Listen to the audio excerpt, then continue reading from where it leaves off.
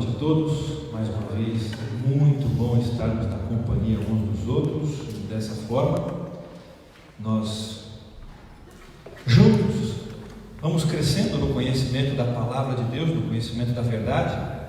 É muito bom ouvirmos a voz de Deus através da Bíblia, falarmos com Ele através da oração, ouvirmos a sua voz também através dos hinos de louvor. É muito bom desfrutarmos da companhia do Senhor, é muito bom. Ainda na oração que o nosso Senhor Tony fazia, no momento adequado para a oração intercessora, ele dizia que nós estamos no 4º dia da semana. Quando nós iniciamos parecia tão longe, serão 8 encontros, já estamos na metade deles, e pode ser que na sexta-feira você fique com o sentimento assim: puxa vida, já está acabando. É sempre assim. Quando nós nos encontramos com o propósito de conhecer a palavra de Deus, Ele nos satisfaz. Mas a semana de oração tem um propósito também. O propósito dessa semana de oração e estudo da Bíblia é conhecermos um pouco melhor a verdade real. No primeiro encontro, nós entendemos que um inocente pagou o preço do meu e do seu pecado. E em função disso, nós somos constrangidos então a conhecê-lo melhor. Depois disso, nós entendemos também que existe um verdadeiro culpado, alguém que na sua liberdade decidiu afastar-se dos caminhos de Deus. Não foi Deus quem planejou, não foi Deus quem providenciou, mas um ser livre que foi criado perfeito decidiu então afastar-se de Deus, permitindo que no seu coração nascesse violência, inveja, orgulho e egoísmo. Ainda ontem nós ouvimos falar um pouco mais a respeito de como é que nós fomos afetados e de que forma nós vivemos a nossa vida quando nos afastamos dos caminhos do Senhor. Pois hoje nós vamos entender melhor como foi planejado ou como ocorreu o resgate. Muito bem. Eu não fiz isso até esse momento. Não sei se... Pode voltar. Lá na primeira tela. Pode voltar. Eu não sei se é a bateria, talvez. Não funciona mesmo. Funcionou agora. Muito bem. Eu não fiz até aqui. Eu percebo que é necessário e não custa nada, né? É um exercício de fé. Hoje o assunto é um assunto importante, assim como foram todos os outros, mas ainda há pouco Deus me lembrava assim: antes de abrir a palavra, faz uma oração. E como quando Deus fala, a gente não pode dizer que não, quer dizer, melhor então, se vocês concordarem comigo no exercício de fé, assim como estamos, fechamos os olhos, nós vamos falar com Deus. Senhor amado Deus, uma vez mais nós aproximamos de Ti através da oração, entendendo que o Senhor é quem deseja que nós façamos isso. Aqui nesse momento te pedimos mais uma vez, para que fique registrado nos anais celestiais, na história da nossa vida, que nós reconhecemos que somos pecadores e não somos merecedores da Tua santa presença ao nosso lado, mas a graça de Jesus nos cobre. E é pelo sangue dele que te pedimos: perdoa os nossos erros e nos permite ter o privilégio da Tua presença, Espírito Santo, nesse lugar, para que ao estudarmos a Tua palavra, ouçamos a Tua voz falando com cada um de nós. Senhor, eu agora te peço em especial por mim. Por favor, Senhor, o Senhor sabe que eu sou um ser limitado e eu reconheço isso. Eu não sou capaz, Senhor, de transmitir a verdade nem para os meus irmãos que estão aqui, muito menos para aqueles que nos acompanham pela internet. Mas se o Senhor quiser fazer isso através de mim, isso é possível. Então me usa, Senhor. Completa, Senhor, aquilo que me faltar, as ideias que eu não compartilhar, a forma como eu falar, Senhor, que chegue até o ouvido e o coração dos meus irmãos como o Senhor deseja. E que eles, Senhor Deus, aceitem a Tua vontade. Nós te pedimos isso em oração em nome de Jesus. Amém. Muito bem. Aqui seguimos adiante então, entendendo melhor como foi o plano de resgate. Muito bem. Aqui, nesse início, eu gostaria de voltar no assunto que nós abordamos no domingo e na segunda, para que a partir de agora nós avancemos na história. E eu gostaria de dizer que, antes de tudo, Deus deixou claro que havia uma verdade. Esta verdade deveria ser compartilhada com o primeiro casal, e a primeira verdade, a verdade que foi dita, sem nem mesmo Deus imaginar que deveria, como eu disse no domingo, dourar a pílula. Deus não pretendia fazer enfeites para uma verdade que Adão e Eva deveriam compreender na mais clara momento da vida deles, mais claro momento da vida deles. Eles deveriam entender isso sim ou sim. E Deus foi claro em dizer o seguinte: da árvore do conhecimento do bem e do mal não comerás, porque no dia em que dele comeres, certamente morrerás. A história era a seguinte: você come, então você morre. O problema é que eu e você sabemos como a história continua. Nós sabemos como a história continua. Adão e Eva comem. Mas olha só que interessante. Como foi solucionado o problema? Porque de fato eles sabiam o que deveria acontecer depois da desobediência. Deus não havia escondido deles, eles tinham certeza que deveriam, mas já que eles tomaram uma decisão ruim, como então eles decidiram solucionar o problema que eles mesmos criaram? Eu vou compartilhar com vocês aqui. Os nossos amigos da internet também podem procurar o mesmo vídeo, é fácil acesso, qualquer um de nós pode encontrar. Eu vou compartilhar um vídeo, talvez não passe aqui, eu vou ver se passa aqui, vamos ver, não, aí passa aqui, eu vou soltar daqui. Esse vídeo, ele trata de uma história simples, infantil, mas que ilustra uma cena trágica da história dos seres humanos. Então, por favor, esse vídeo aqui não é um vídeo que eu espero que vocês não produzam sentimento nenhum. Vocês vão produzir um sentimento quando vocês assistirem esse filme, mas não é tristeza.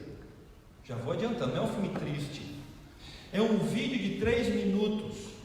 E eu vou antecipar a história aqui. A história é a seguinte: o pai chega em casa e olha na sala, e a sala estava completamente pintada. Mas ele não tinha escolhido a cor, não tinha decidido que era o momento de renovar a pintura dentro de casa. Foram os 2 filhos que decidiram fazer a arte. O que acontece é que os filhos, por mais pequenos que fossem, sabiam que a sua desobediência tinha uma consequência. E o que eles trataram de fazer? Fugir. Eles subiram as escadas e se colocaram dentro do box, no banheiro, e tentavam apagar as marcas que provavam que eles haviam feito algo errado. O pai descobre onde os filhos estão, já então inicia um diálogo para ver se eles realmente entendiam qual era a situação. Então, a partir de agora é o diálogo do pai. O filme em inglês é legendado em português. Eu vou tratar de ler a legenda, porque pode ser que em função da distância alguém não veja. Então, por favor, não me leve a mal. Pode ser que você está enxergando, mas mesmo assim eu vou fazer a leitura, tá bom? Então, eu vou colocar aqui, vocês podem aumentar o som do filme. O filme pode ser. Whose idea was this? Quem foi essa ideia? O pai pergunta. O menino, não sei. Did you think this was a good idea? Vocês acham que foi uma boa ideia? Dá uma olhada neles. Look at brother's face. Olha para o rosto do seu irmão, ele fala com mais velho. Who got the paint out? Quem pegou a tinta? E olha o mais velho que vai fazer. Brother did. Olha ele, é mais novo. No, how did he get it? Como ele pegou? É pequenininho, como ele pegou? Agora o mais velho inventa a história. Ele construiu uma escada. He what? He built a stair. He built the stairs? Yes, Daddy. With what? E como que ele construiu essa escada? With blocks? Blocos de He brinquedo. built a stairs, Daddy. How come you didn't tell him no? 'Cause who's the big brother? E você que é mais velho não disse não para ele? You are. How come you didn't tell him no? That wasn't a good idea. Você não disse que não foi uma boa ideia pro seu irmão? Olha a cara do irmão. Com a cabeça ele está pintando a parede do banheiro. Are you guys in trouble? Vocês estão enrascados? O pai pergunta. Sim, papai. Sim, papai diz o pequeno. What should we do? O que nós devemos fazer? O pai pergunta para eles. I don't know. Eu não sei. You guys got paint everywhere downstairs. Mandaram tinta para todo lado lá embaixo. E o menino lá de baixo, não. Do you think you guys should have time out? Vocês acham que deveriam ficar de castigo? You don't think so? Não. Do you think I should not give you guys any more Vocês acham juice? que eu devo parar de dar suco para vocês? Também não. Não, né? Não.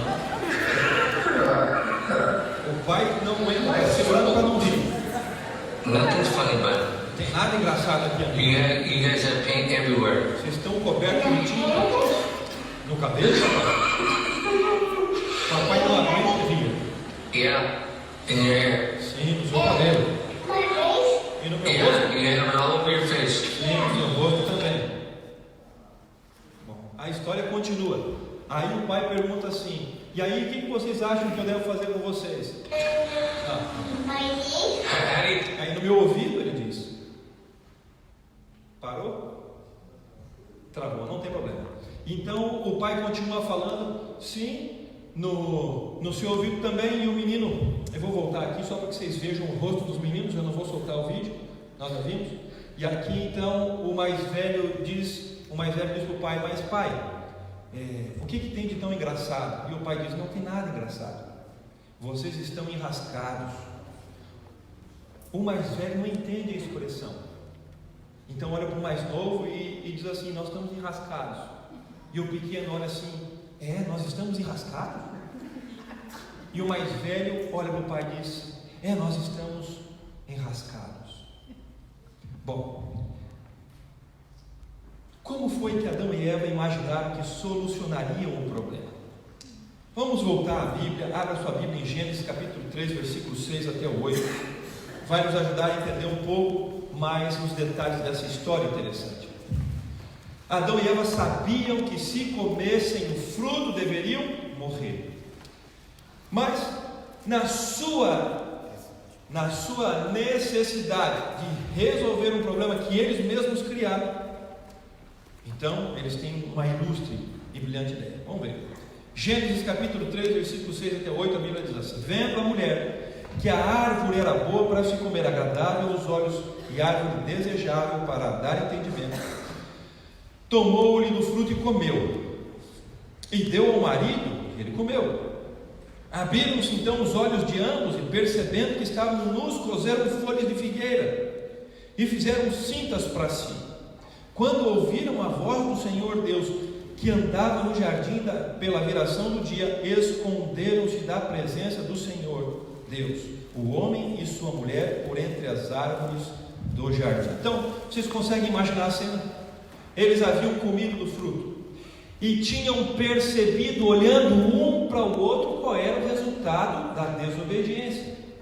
Tanto Adão quanto Eva lembravam que a consequência da desobediência era a morte. E olhando um para o outro e percebendo neles a marca da desobediência, lembrando da consequência, tomaram uma decisão. Qual foi a brilhante decisão então que eles tomaram? O homem comeu a fruta, aliás, a mulher comeu a fruta, o homem também comeu, perceberam que estavam nus e resolveram o problema como? Dá uma olhada aqui. Olha que brilhante ideia. Primeira decisão: decidiram coser folhas de figueira, e aí então eles fizeram cintas para si mesmos e cobriram as partes do corpo. Por quê? Porque antes eles não tinham percebido que estavam nus, e naquele momento perceberam. Se eles perceberam, Deus iria perceber. Qual é a resposta? Também, né? Ia perceber também. Na cabeça deles, Deus ia perceber também. E como eles resolveram o problema então? De uma maneira extraordinária. E eles decidiram colocar folhas de figueira, porque assim Deus não saberia que eles haviam comido do fruto da árvore do conhecimento do bem e do mal. Não é uma ideia extraordinária? Você não teria a mesma ideia? Você imagina? Como é que eles poderiam enganar Deus? De que forma? Diz para mim. Eles olhavam para eles e percebiam que existia algo diferente e trataram de, por eles mesmos, providenciar a pior solução que eles poderiam. Não muito distantes daquelas duas crianças que procuravam recursos, argumentos, para convencer o pai de que eles não deveriam receber o castigo. Adão e Eva cozeram folhas de figueiras, imaginando que assim podiam enganar o Deus Todo-Poderoso, aquele que por sua palavra fez das coisas que nunca existiram, que passassem a existir.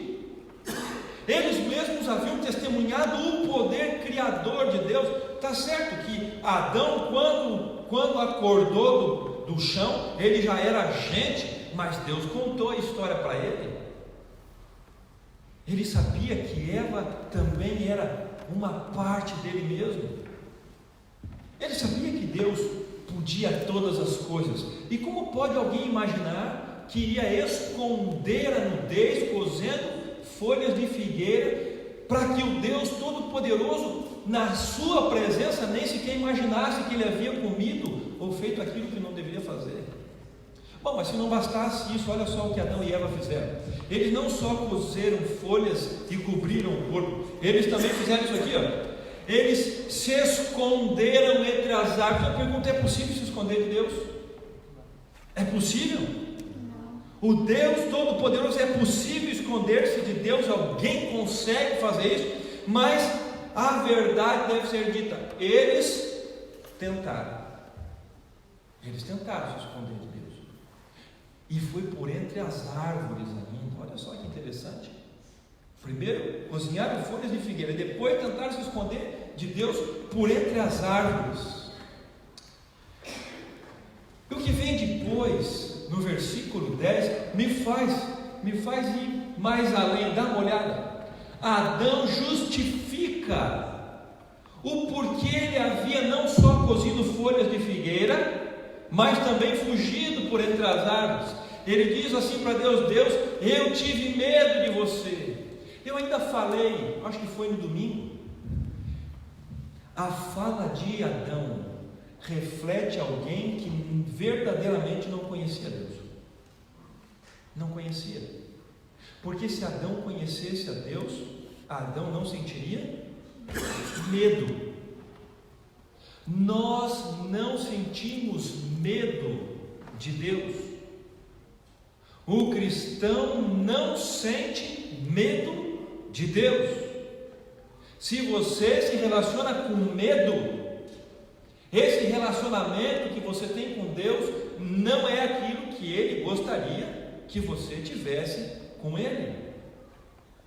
Por um motivo muito simples. A Bíblia mesmo diz que Deus é amor. Como alguém pode sentir medo de alguém que se ama? Interessante isso. Mas então por que é que Adão sentiu medo de Deus? Por que é que Adão e Eva tiveram umas brilhantes ideias então de se taparem com folhas e fugir de Deus por entre as árvores, mesmo sabendo que no final isso não ia dar certo? Por quê? Por um motivo muito simples.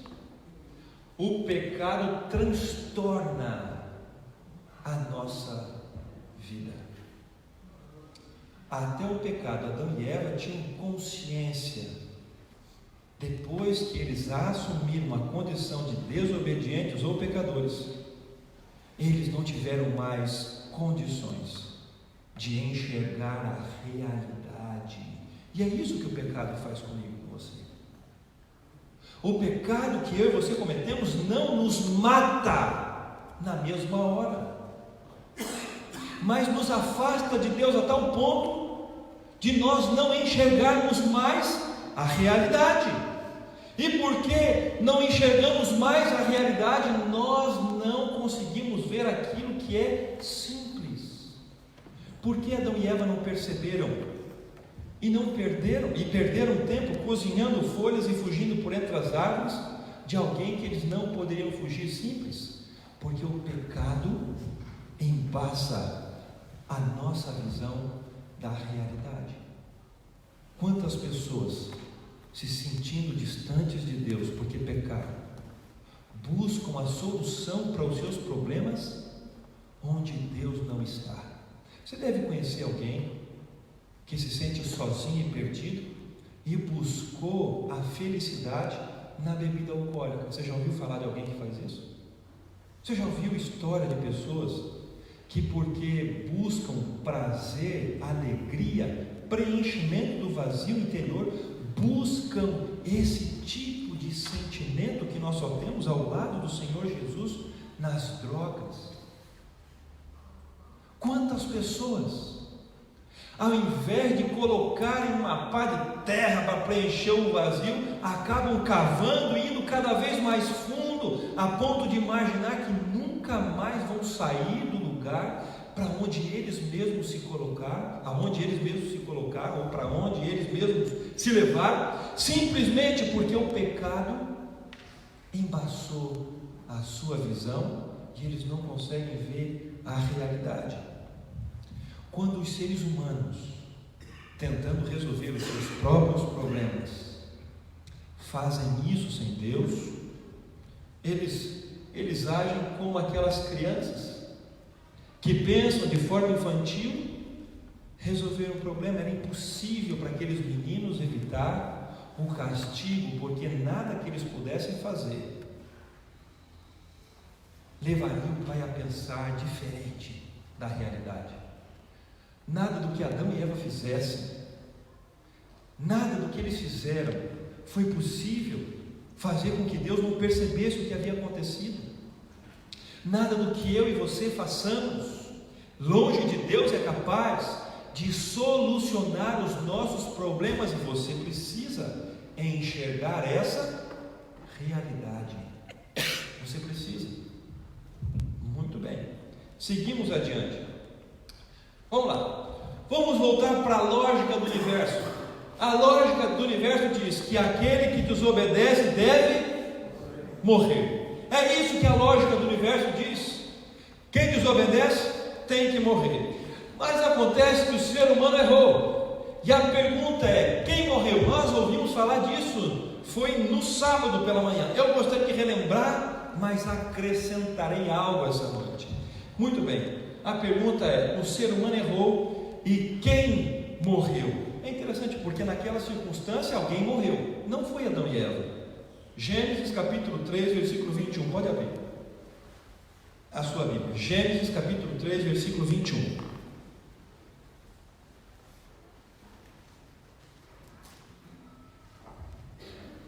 A Bíblia diz assim: o Senhor Deus fez roupas de peles de animais para Adão e sua mulher se vestirem. Perceba, Adão e Eva não morreram, mas um animalzinho inocente teve de morrer, porque na lógica do universo, aquele que desobedece tem que morrer. É interessante porque no livro de Levíticos, um pouquinho mais para frente, Gênesis, você vai encontrar aí o livro de Levíticos dentro do Pentateuco, dos 5 primeiros livros da Bíblia. Levíticos capítulo 6, versículo também 6. Olha que interessante o que a Bíblia diz. Lá no Éden, um animalzinho havia morrido pelo casal. Aqui Deus estabelece de forma pedagógica uma forma para que aqueles que pecassem também tivessem o seu pecado perdoado. E a forma era a seguinte: aquele que pecasse, aquele que cometesse um erro, deveria levar um carneiro ou um cordeiro até o santuário. O pecador deveria confessar o seu pecado pondo as mãos sobre a cabeça do animal inocente. Então, tomando a faca do sacerdote, ele degolava o animalzinho. Era ele quem matava. Ele tirava a vida de alguém que ele sabia que não deveria morrer, mas morreu pelo seu erro. Levítico capítulo 6, versículo 6. E por sua oferta pela culpa trará do rebanho o Senhor o carneiro sem defeito, conforme a tua avaliação, para a oferta pela culpa trará ao sacerdote. O ser humano errou. E quem morreu? Bom, a Bíblia diz que tem mais. Aliás, a Bíblia esclarece melhor quem haveria de morrer em Isaías capítulo 53, versos 4 e 5. Abra sua Bíblia aí, Isaías capítulo 53, verso 4 e 5. A Bíblia diz assim: que alguém tomaria sobre si as nossas enfermidades e as nossas dores levaria sobre si, e nós o reputávamos por aflito, ferido de Deus e oprimido. Mas ele foi traspassado pelas nossas transgressões e moído pelas nossas iniquidades. O castigo que nos traz a paz estava sobre ele, e pelas suas pisaduras fomos sarados. Bom, Isaías aqui esclarece que um dia haveria de vir alguém que morreria no meu e no seu lugar. João Batista, primo do Senhor Jesus, em João capítulo 1, versículo 29, quando encontra o Senhor Jesus, diz uma frase muito significativa para aqueles que a escutaram. Ele diz assim: no dia seguinte, viu João a Jesus que vinha para ele e disse: eis o Cordeiro de Deus que tira o pecado do mundo. Bom, que cordeiro é esse? O mesmo que havia morrido lá no jardim do Éden. Enquanto Adão e Eva deveriam morrer, um cordeiro morreu. Em João capítulo 1, versículo 29, João Batista olha para Jesus e diz: é esse, é ele é o cordeiro. 1 João capítulo 1, versículo 2. Eu aqui repito muitas coisas que nós ouvimos no sábado. Fique tranquilo, o sermão não vai ser repetitivo. Eu estou introduzindo esse assunto com essa fala para que você entenda aquilo que eu gostaria de compartilhar com você nessa noite. E 1 João capítulo 1, versículo 2 diz assim: e ele é, Jesus, a propiciação pelos nossos pecados, e não somente pelos nossos próprios, mas ainda pelos do mundo inteiro. A Bíblia diz que alguém deveria morrer. A Bíblia diz que esse alguém foi Jesus. A pergunta que eu e você deveríamos fazer, mas é por quê? Por que Jesus morreu e não fomos nós que morremos? Bom, porque havia um plano estabelecido. Qual era esse plano? Abra a tua Bíblia em Romanos 5, capítulo 5, versículo 10. Qual era o plano de Deus com a morte de Jesus? Qual era o propósito da morte do Filho de Deus no meu e no seu lugar? Qual é o propósito? Dá uma olhada nisso aqui, Romanos 5, versículo 10. A Bíblia diz assim: porque se nós, quando inimigos, fomos reconciliados com Deus mediante a morte de seu Filho, muito mais, estando já reconciliados, seremos salvos pela sua vida. E agora eu pergunto de novo: qual era o plano?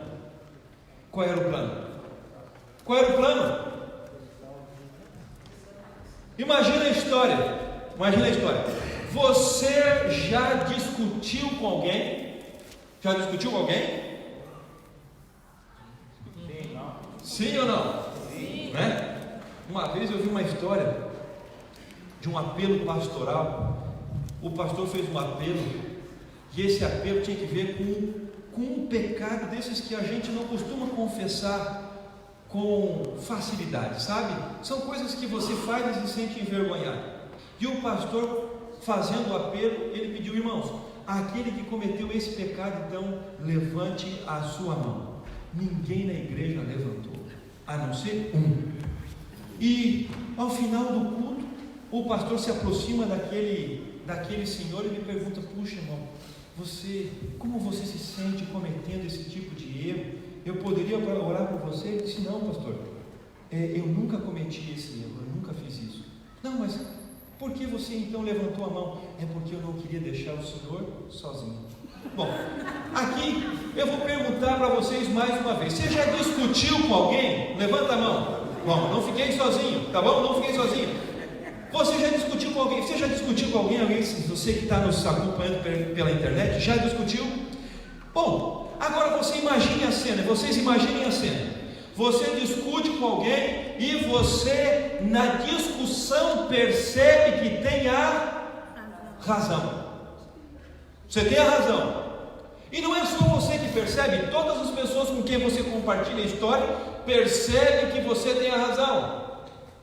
Mas você também entende que a relação entre você e a pessoa com quem você discutiu te faz falta. Mas lá dentro você sabe que tem a razão. Eu pergunto, nessa situação, o que você faria? Você manteria a posição para que a outra pessoa entendesse que você tem razão? Ou você daria o braço a torcer, assumindo uma culpa que você não tem, para que vocês fossem reconciliados? Difícil responder isso, mas foi exatamente isso que Deus fez. Quando Deus estabeleceu uma ordem nas coisas e disse: se você desobedecer, você tem que morrer. Ao mesmo tempo, Deus olha para a cena e diz assim: mas não é possível que tudo aquilo que eu mais amo nesse universo tem que morrer. E a morte não é só o fato da gente deixar de respirar. A morte real é vivermos na ausência da presença de Deus. Essa é a verdadeira morte. É por isso que muitos pastores ou pregadores dizem que esse mundo anda como se estivesse vivo, mas na realidade está morto, porque sem a presença de Deus nós estamos mortos. Mas Deus olha para nós e diz assim: sabe de uma coisa? Eu amo vocês tanto, que nessa situação, mesmo tendo a razão, eu vou assumir a culpa e vou perdoar você. Só que, como eu disse no princípio, que quando alguém desobedece, alguém tem que morrer. Então vamos fazer o seguinte: se você aceitar voltar a se relacionar comigo, eu vou morrer no seu. Não é extraordinário? É simplesmente fora do normal. É por isso que a Bíblia é um livro diferente, porque conta a história de alguém que decidiu dar o braço a torcer, contrário à lógica humana, simplesmente porque nos ama, e decidiu morrer no nosso. Olha só o que diz a Bíblia em 2 Coríntios capítulo 5, versículo 19. Abre aí, segunda carta aos Coríntios capítulo 5, versículo 19. Olha qual é que era o plano de Deus com a morte do Cordeiro. Dá uma olhada aqui.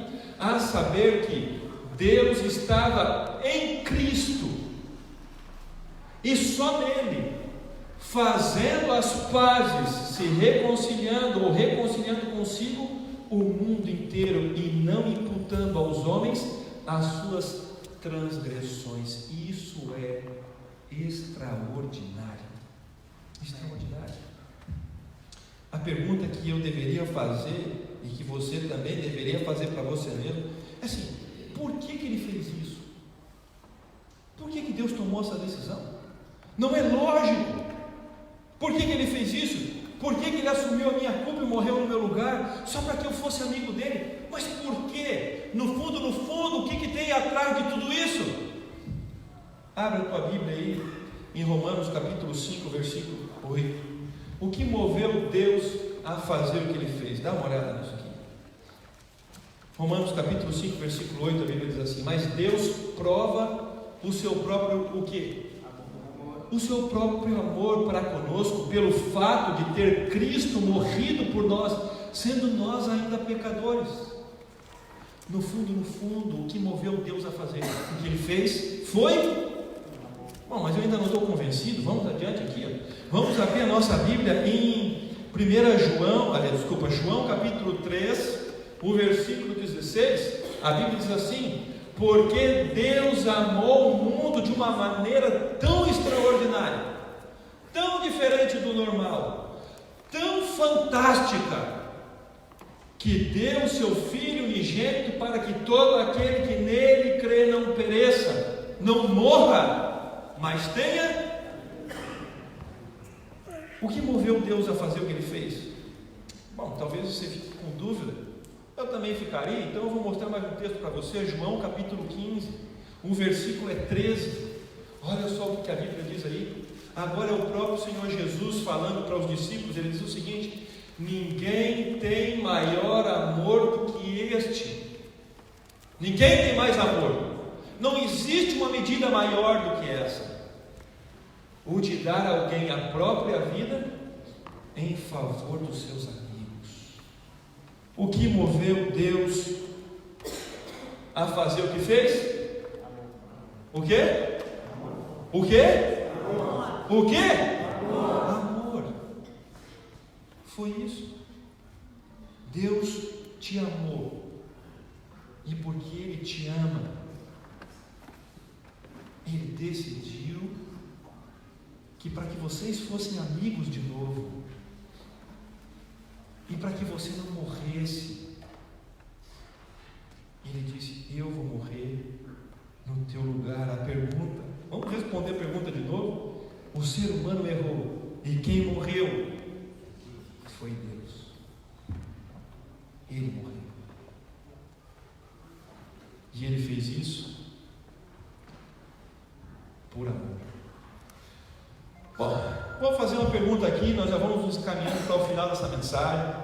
Eu vou perguntar para vocês, vou perguntar para quem nos acompanha também. Eu gostaria de explorar mais é o último tópico que eu vou explorar nessa noite. Que a pergunta é essa aqui: você lembra qual foi a sua maior loucura por amor? Você já fez uma loucura por amor? Já fez algo extraordinário por amor?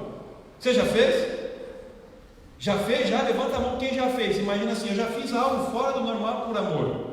Já uma vez alguém fez para outro alguém uma carta que media metros e metros, dizendo que amava em vários idiomas, e escreveu: é algo diferente, né? Você que está nos acompanhando pela internet, já fez algo por amor? Algo extraordinário? Vocês já fizeram? Eu procurei algumas histórias, ou pelo menos algo para compartilhar com vocês que seja de fato extraordinário.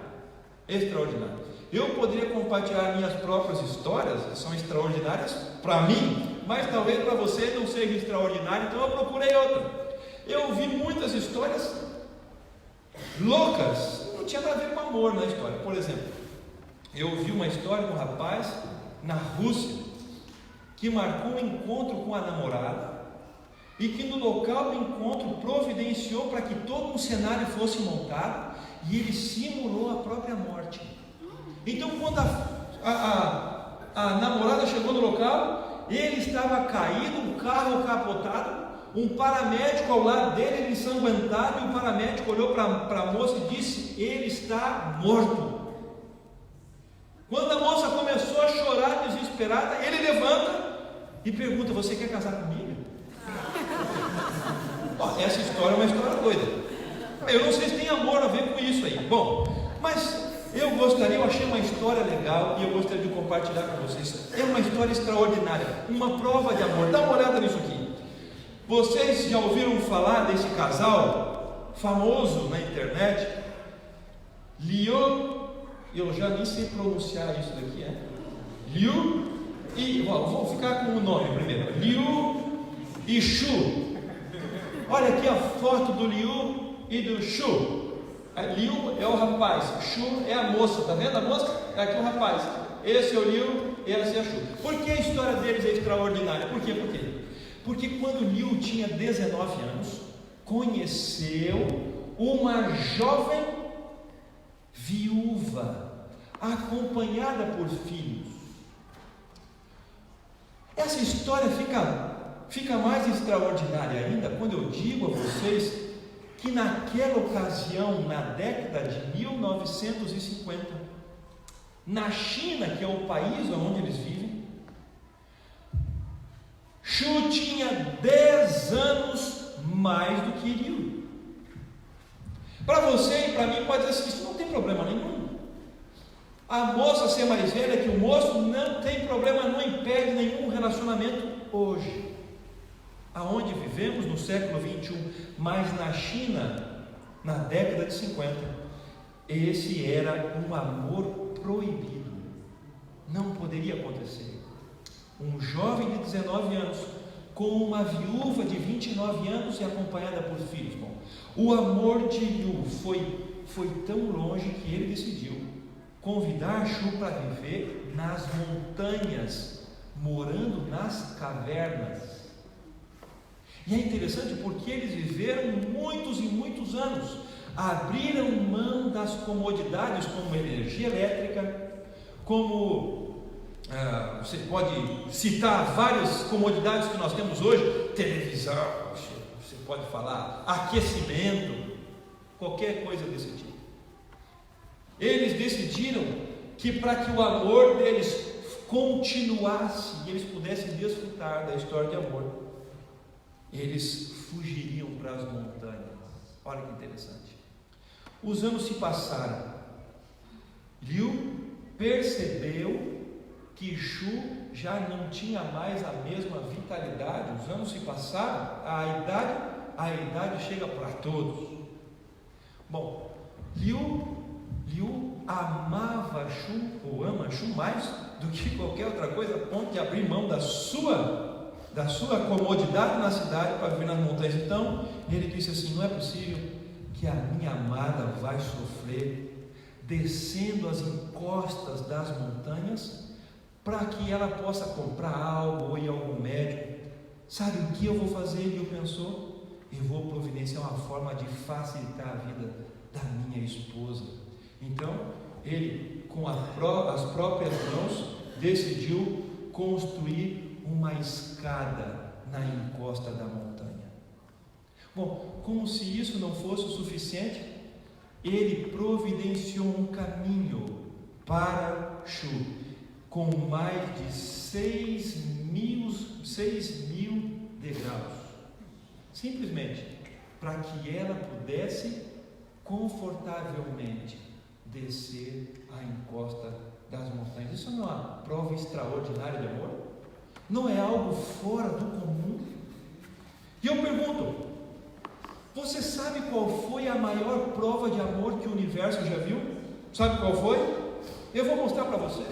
Abre a tua Bíblia em Filipenses capítulo 2. É uma história que envolve sacrifício, como a de Liu. Dá uma olhada nisso. Filipenses capítulo 2. Os versículos são do 5 até o 8. Aqui tem a maior prova de amor que o universo já viu. Dá uma olhada nisso. A Bíblia diz assim: tende em vós o mesmo sentimento que houve também em Cristo Jesus, pois ele, subsistindo em forma de Deus, não julgou como usurpação ser igual a Deus, antes a si mesmo se esvaziou, assumindo a forma de servo, tornando-se em semelhança de homens e reconhecido em figura humana, a si mesmo se humilhou, tornando-se obediente até a morte, e a morte de cruz. Você já viu um sacrifício de amor maior do que esse?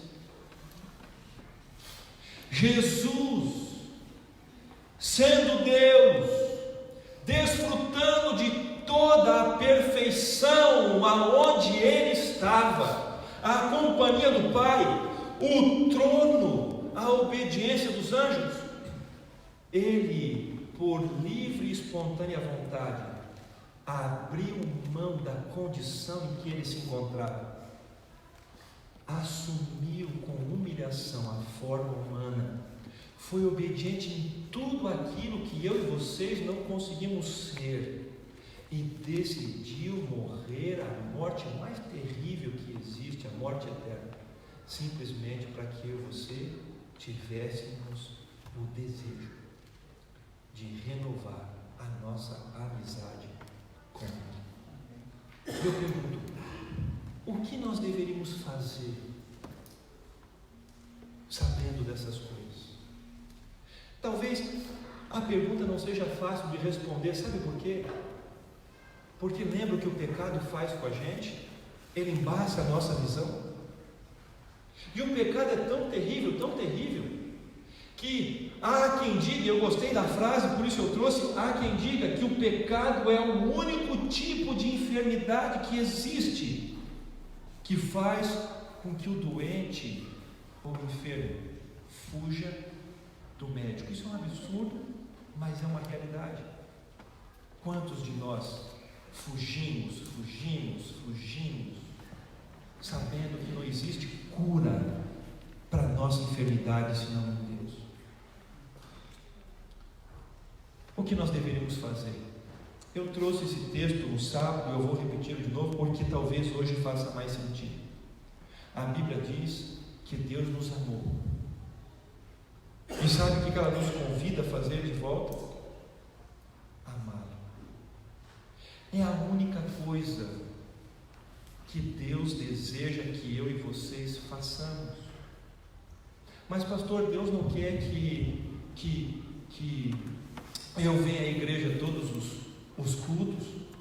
Deus não quer que eu devolva os meus dízimos, que eu dê as minhas ofertas, que eu guarde os mandamentos. Deus não quer que eu faça isso, que eu ande com a Bíblia debaixo do braço, que eu fale para as pessoas que Ele existe. Ele não quer que eu faça isso? Sim, Ele quer, porque está escrito na Bíblia. Mas Ele não espera que você faça isso sem antes amar. É isso que você precisa fazer. Você tem que amar Ele de volta. É isso que Ele espera. Ele espera apenas uma demonstração do seu amor. E eu pergunto, qual seria a maior demonstração de amor da minha parte para com Deus? Bom, da parte de Deus foi abandonar tudo que Ele tinha, foi negar a Ele mesmo, para viver a minha vida no meu lugar e morrer a morte no meu lugar. E eu pergunto, qual maior demonstração de amor eu poderia dar a Deus, que não morrer para mim e viver para Ele? É tudo o que Ele deseja, é que você um dia diga: Senhor, eu cansei de viver para mim mesmo, eu cansei de fazer as coisas do meu jeito, não está dando certo. Sabe de uma coisa, Deus? Eu quero demonstrar o meu amor por Ti. E sabe como eu vou fazer isso? Pensa, diz para Ele: sabe como eu vou fazer isso? Entregando a minha vida nas Tuas mãos. Você gostaria de entregar a sua vida para Jesus? Quantos nessa noite gostariam? Se você que nos assiste pela internet gostaria de entregar a sua vida para Jesus, coloca uma mãozinha aí. Sim, eu gostaria de entregar a minha vida para Jesus. Porque quando você entregar a sua vida para Jesus, aí então o pecado já não vai mais tampar os teus olhos. Você vai poder enxergar a realidade. E quanto mais eu e você vemos a realidade, mais dependentes de Deus nós devemos ser, porque mais maus nós nos enxergamos. Não procura a solução onde ela não está. Para de coser folhas e de fugir por entre as árvores. Não dá certo. Entrega a sua vida a Jesus e experimenta a verdadeira mudança que só o amor pode fazer. A mudança que começa dentro e é vista fora. Nós vamos ouvir uma mensagem musical. Eu te desafio durante essa mensagem musical a fechar os teus olhos e falar com Deus. Diz para Ele: Senhor, tantas vezes eu tentei me entregar e eu não consegui fazer. O Senhor sabe e conhece o meu coração. Mas nessa noite eu ouvi o Senhor falando comigo. Sabe de uma coisa? Eu preciso me entregar. Eu preciso aceitar Jesus na minha vida. Você pode imaginar assim: mas pastor, eu estou tanto tempo na igreja, eu estou tanto tempo ao lado da Bíblia, mas de verdade, eu não me sinto perto de Jesus. Ele o que você sente e diz para Ele o teu desejo de fazer aquilo que você sabe que é o melhor, de entregar a tua vida nas mãos daquele que te ama, daquele que fez, que deu a maior prova de amor que esse universo já deu. Se você sentir o desejo do teu coração ao final dessa música, fica de pé, eu gostaria de orar por você.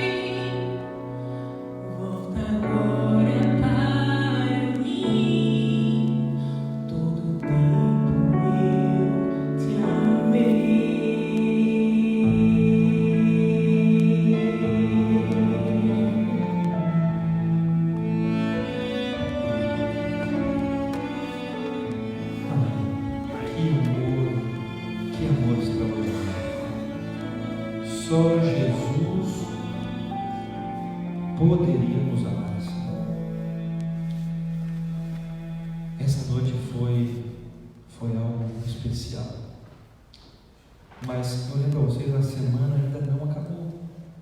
Nós chegamos exatamente na metade dela. Amanhã nós vamos entender melhor como aqueles que entregam a sua vida a Jesus, como eles devem viver a sua vida ao lado dele. Eu gostaria de dizer uma coisa para você, que mesmo com a rotina, o corre-corre da vida, as coisas que a gente faz e que só a gente pode fazer, eu sei que existem muitos motivos para você falar assim: amanhã eu não vou ir. Mas eu gostaria de dizer que, se fosse eu no seu lugar, e eu tivesse que escolher um dia para não faltar, esse dia seria amanhã. Amanhã vai ser espetacular. Você não pode deixar de vir.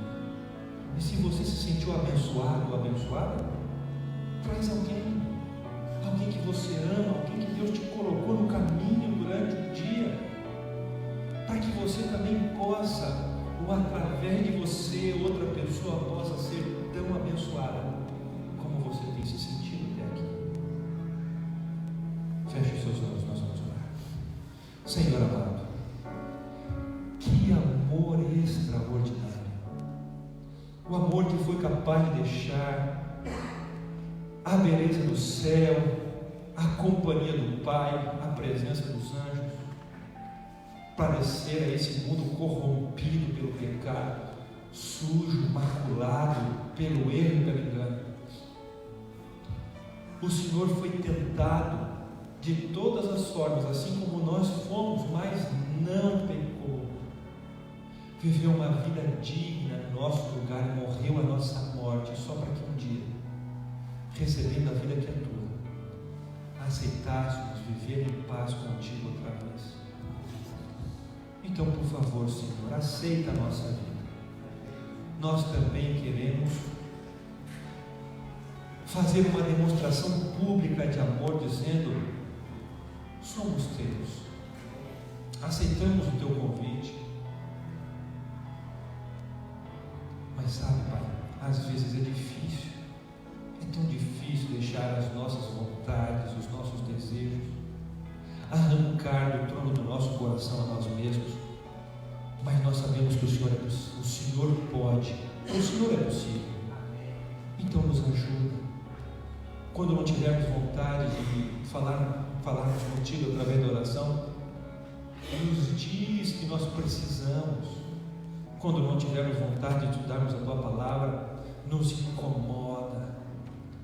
Quando nós tivermos vontade de andar pelos nossos próprios caminhos, nos faz lembrar desse amor maravilhoso e nos ajuda a voltar de volta para casa.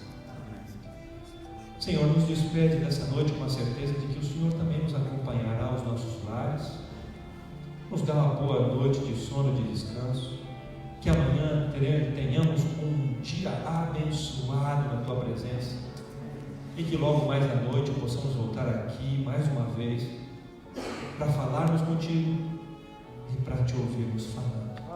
Por favor, é o que nós te pedimos. Em nome de Jesus. Amém. Que Deus abençoe a todos. Uma boa noite a você que nos acompanha pela internet também. Uma boa noite a todos. Nos vemos amanhã. Os que estão aqui, eu estarei à porta para cumprimentar.